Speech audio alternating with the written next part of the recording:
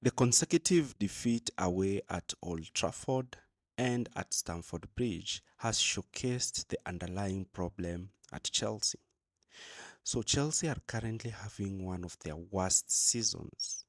Actually, last season is looking like a golden season for Chelsea. And actually, last season was one of the worst in Chelsea's history, finishing 12th. So a lot of questions have really been raised on what is the problem at Chelsea.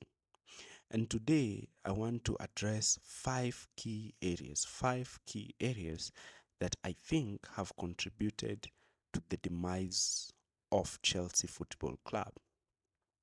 So I don't understand the project. I'm going to explain whether should Mauricio Pochettino actually get sacked. Should Chelsea revert to an old system approach, or should Chelsea change a tactical system so that they can get back to the position they should be in? And today, before I even start our analysis, I want to remind you of our second channel. Our second channel is Talk Football Tyrone Clips, and currently I've done a detailed video on Unai Emery's Aston Villa. So click the link in the description area below so that you can go and see that tactical analysis, as well as subscribe to that channel so that you can be able to see more tactical analysis videos of other teams. Also, do not forget to like, share, and subscribe for this video. Now, the first problem that I think Chelsea have is a problem they inflicted on themselves in preseason. And this problem is the captaincy. Now, I understand how and why Rhys James was given the captaincy, and one of the reasons that we saw on the in social media was that Rhys James was handed the captaincy because he would play more often over Thiago Silva, and that Mauricio Pochettino was not sure whether he was going to give Thiago Silva the minutes that Thiago Silva needed so that Thiago Silva could be captain. And granted, that was at that time it looked like a very outstanding decision. But my problem is looking at the history of Chelsea's captains throughout the times that I've watched Chelsea, the captain is usually on the pitch. Now, we have a problem where we have a captain who is injury prone. Yes, we may understand that Rhys James loves the club. Rhys James wants to play for the club. Rhys James' dream was to captain this club one day. Yes, he has the will to lead this team to titles. He has the will to win these teams to wins. He has the will to work with this team through defeats. But now, his body is not capable of carrying him throughout this leadership role. So this is one of the problems that Chelsea are actually struggling with. So today it's Gallagher who has the captain. Tomorrow Thiago Silva has it. The other day Enzo has it. The other time Colwill is the one leading it. The other time I might have the captain's armband. So this inconsistency is translating to the team. So you find a team where it's a young team and the player they are looking up to as their captain is always injured, is not even in training, he's in rehabilitation, nursing this injury. After nursing this injury, comes in, plays 2 games, goes again, gets injured, stays like 2 months injured, then comes back, plays 2 games, then he has a knock. So this is a problem that Chelsea are currently facing. Now, looking at our previous captains in Caesar Spiliqueta and John Terry and Cahill, and also Ivanovic, these are players who are consistently available. Cesar Azpilicueta is a player that you can even count the number of games he has missed at Chelsea due to injury. Actually, you can even the number of games that Azpilicueta has missed due to injury, I don't think they can even be counted on one hand, because the player is always fit, as Cesar Spilicueta was always fit. Maybe he missed a game because of the resurgence of Rhys James, but Cesar Spilicueta was always there. So did it mean that Cesar Spilicueta was the most vocal player? No. Cesar Spilicueta led by example. He was always professional. You could see how Cesar Spilicueta looked. He looked like a Chelsea man, very professional, even with his tucked-in jersey. Cesar Spilicueta was always there, leading the team. He was always there, taking up the pressure for the team. So this is one problem that I think Chelsea are really, really facing. And this is a problem that Mauricio Pochettino now has to take up, because he is the one who decided to give Rhys James the armband. So do I think that Rhys James should lose his captaincy the next game? No. But I think that after this season, next season, Rhys James should not be the captain, because he can't stay fit. It's not that I'm against Rhys James. He's one of the best players at the club, but he just can't stay fit. His injury record is the way it is. You can see how many games he has missed due to injury. So, yes, that is just my opinion, and I don't believe that Rhys James is the best player to take Chelsea forward as the captain. On to my second point, and my second point goes directly to the players. So individual players need to take individual responsibility for the failures of this team. So a lot of you are very quick and very harsh to judge the manager. You are always on to the manager, because a lot of fans at Chelsea have been bred with the notion of always throwing the manager under the bus when things go wrong. But in my opinion, I'm going to hold individual players culpable. Now, I'm going to hold Robert Sanchez culpable because his flawed experience from playing from the back has actually costed Chelsea's points. The game against Arsenal, Chelsea should have won that game comfortably. We dropped 2 points in that game because of his clumsiness. There was also another game where he gave the ball away and we actually conceded a goal. So these are points that we've dropped from him. Players such as Disasi is also quite shaky. I'm not comfortable with Disasi defending. Disasi is all over the place when he is defending. Also, his passing is also suspect and it's one-sided. You always expect Disasi to pass the ball to the fullback under pressure or pass the ball back to the goalkeeper. And I don't believe that he's good enough to be one of our starting centre-backs.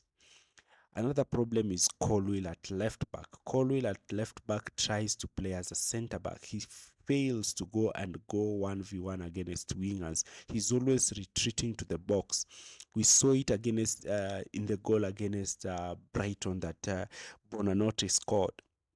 He rushed back, and yet Badiashile had covered that position. He should be the one who stepped out to go and cover Bonanote.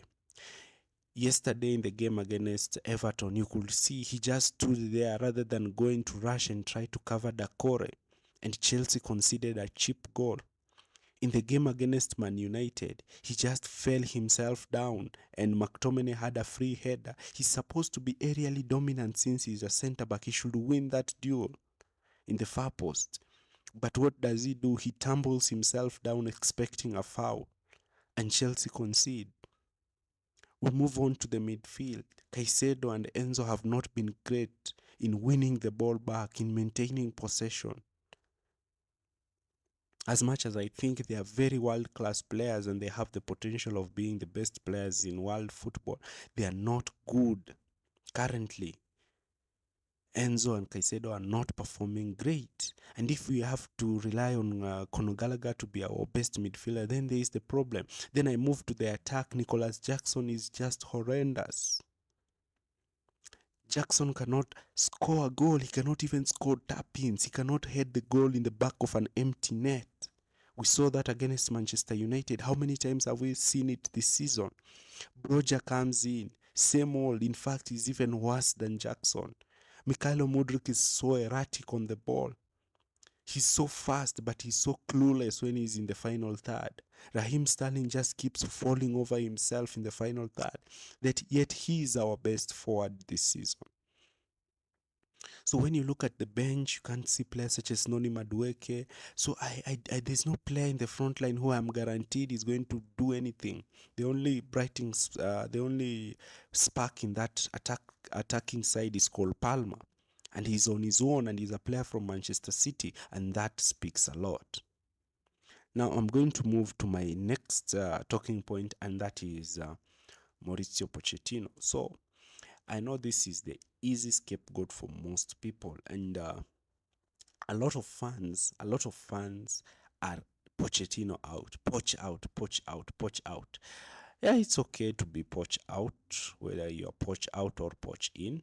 In my opinion, I don't believe that we should replace Mauricio Pochettino. I still believe he's a top class manager, and the players are the ones who make you a good manager, and not necessarily your tactics.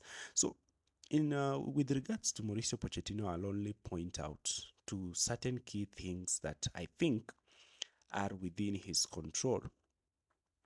The first thing is team selection. So Mauricio Pochettino team selection, yes, is in his control, but to some extent it's not, because yesterday I think he started players the way we wanted as a fan base. We wanted Rhys James to start at right back, we wanted Cucurella to play at left back, we wanted to have full backs playing in their position. But you see now, Gusto is injured, Rhys James is always injured, so now he has to play Cucurella at right back.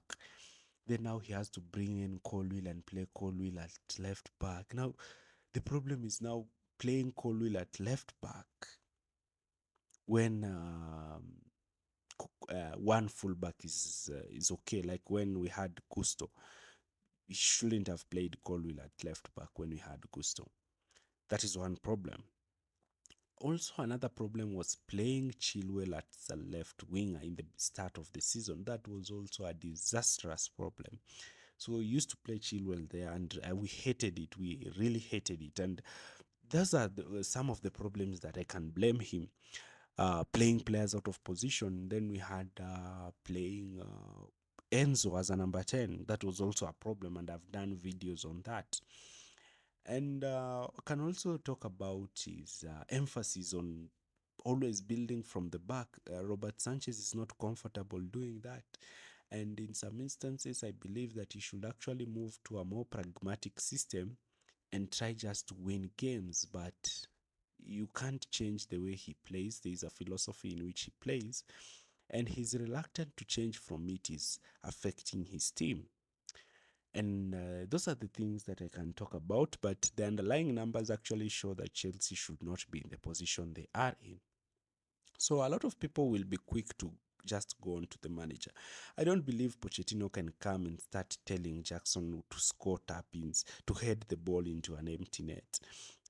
He's not going to come and start telling Disasi how to defend. But my problem now is his team selection. I don't know why he keeps on picking Disasi. Disasi, I don't believe Disasi is so good. He's just a rotational centre back. He's not a centre back who should be starting. I expected Thiago Silva to be the one who's starting yesterday next to Padiashile. The fourth problem that Chelsea are currently facing, and that is injuries. So, as much as we would go after Mauricio Pochettino and say, yes, he's failing, he's doing this, he's doing that, but this is a manager who has faced close to 15 injuries this season. 15 injuries. His goalkeeper is now out. His fullbacks are out, both of them. Uh, he's one of his best attacking players in Nkunku has been out all season. Broja has been out. His captain is always out. His centre back Badiashile has just returned. He was out. So this is a problem with the medical team, and I don't know what is the problem. Chaloba, I've never seen Chaloba play this season. So, and I've never seen Chaloba, and Chaloba can play in that right back position in the absence of Gusto and Rhys James. Now we have two right backs, and he's a player who we are relying on in the left back area, but he's always injured. Rhys James is always injured. Sanchez is now injured. We don't know when he's going to come back. Nkunku is out. So we don't know what is going to happen. And this is now down to the medical department. There are a lot of players injured.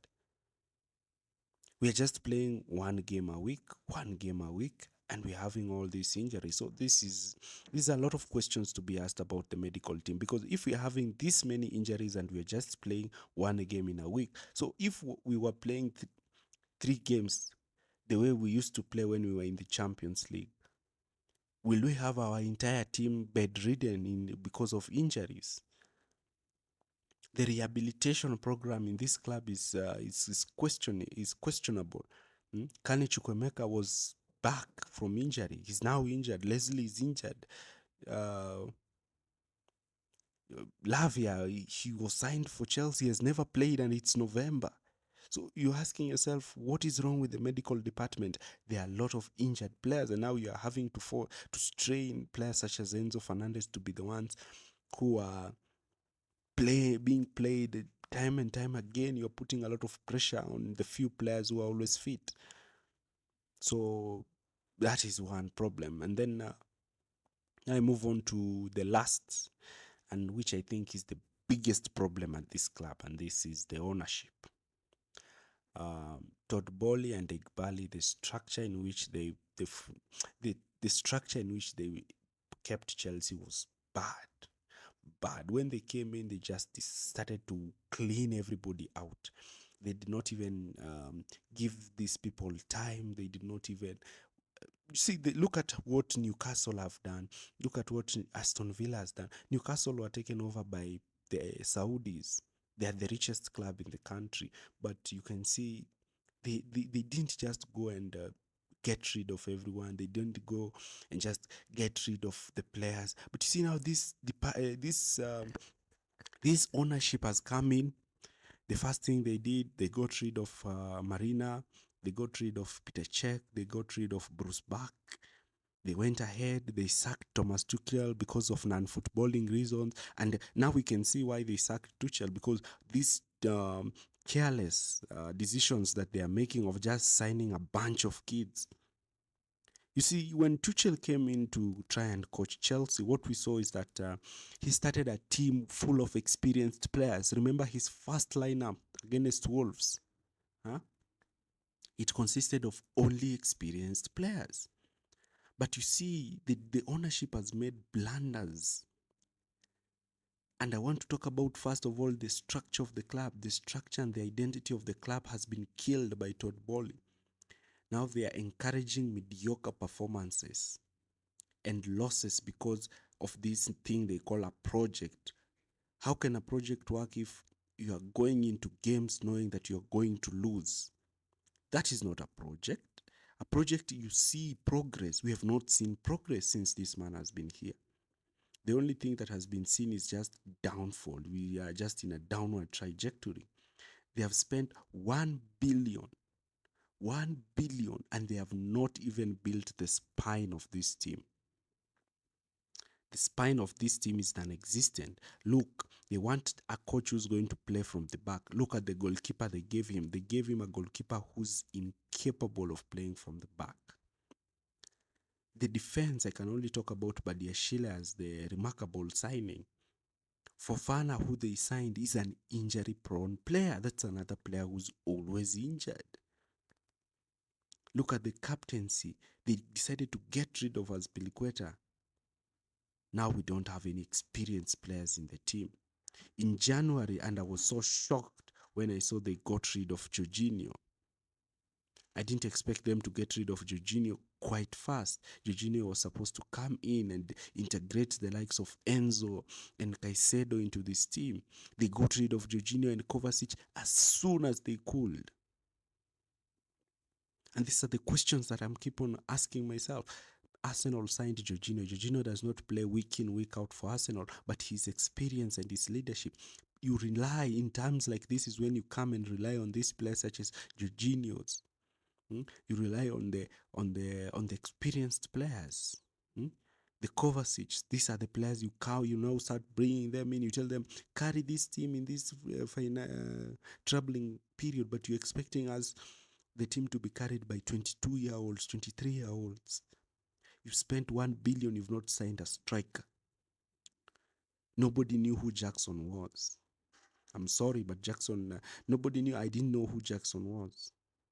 I just realized him when we were signing him. Oh, there's a player called Jackson. So why spend 1 billion if you cannot equip the key areas in the team? The key areas in the team are the goalkeeper, one dominant centre back, a holding midfielder.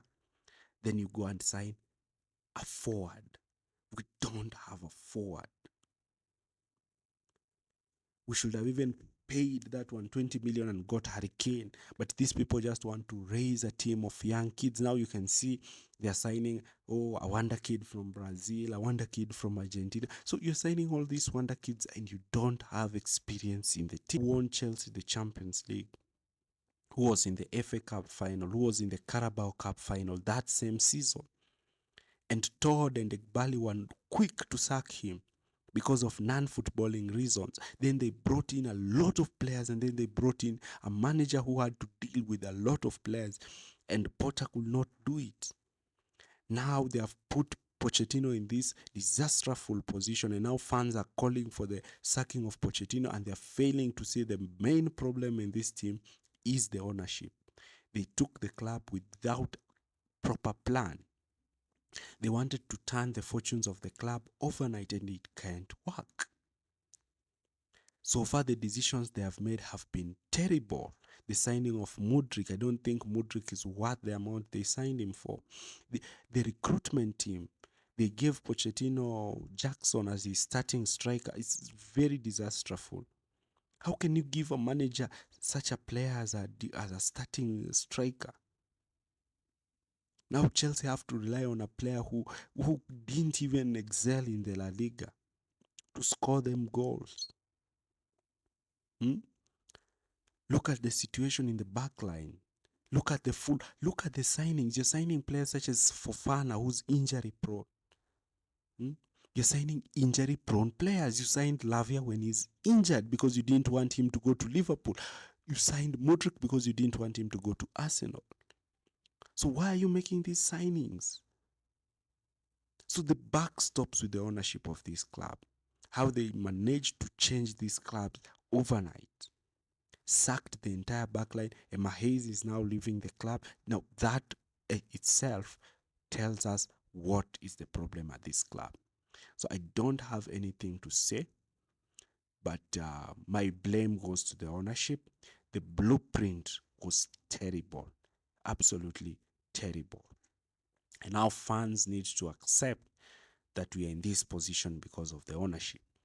And those are the 5 reasons why I think Chelsea are in the dire situation they find themselves in. If you have any more points, leave them in the comments area below, and thanks for watching.